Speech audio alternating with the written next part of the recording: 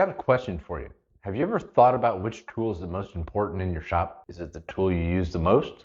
Or is it the last tool you used? The most important tool in your entire shop is so old, you can't buy it in any box store. It's been around so long, the Romans used it. At this point in time, it's almost just an idea. I'm talking about the stop block. It's the sole method for making repeated cuts, while your dresser isn't shaped like a trapezoid, and it makes that seat you're sitting in safe and comfortable. It is hands down the most crucial tool in all of woodworking. It's the easiest to make, it's the easiest to find. There's no need to go out and buy a stop block from manufacturers. Now don't get me wrong, I'm sure it's really nice to own one of those. I'm sure they function perfectly well. But save the money. They're in your lumber pile. And you probably have stop blocks lying on your shop floor. One of the coolest things about stop blocks is you don't have to make them. You can use old dusty offcuts with no cuts necessary. To make a stop block for the miter saw, simply grab a scrap piece of wood and clamp it to the fence. This works at almost any tool that has a table. The bandsaw, the drill press.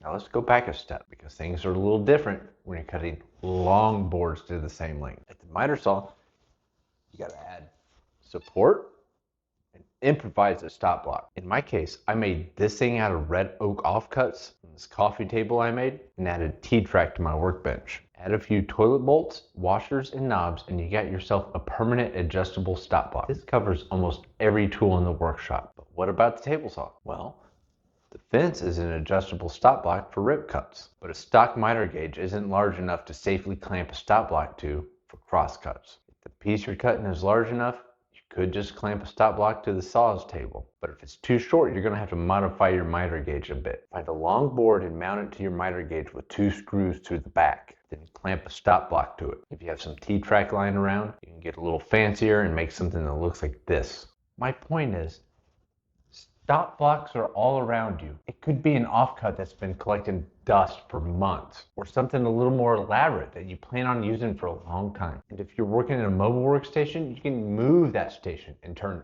anything into a stop block. The corner of a workbench, the edge of a stationary tool. And if you're outside, use the mirror on the side of your truck. It's not gonna move. It's a stop block. So before you go spending money on manufactured stop blocks, just know you already bought one. You just gotta find it.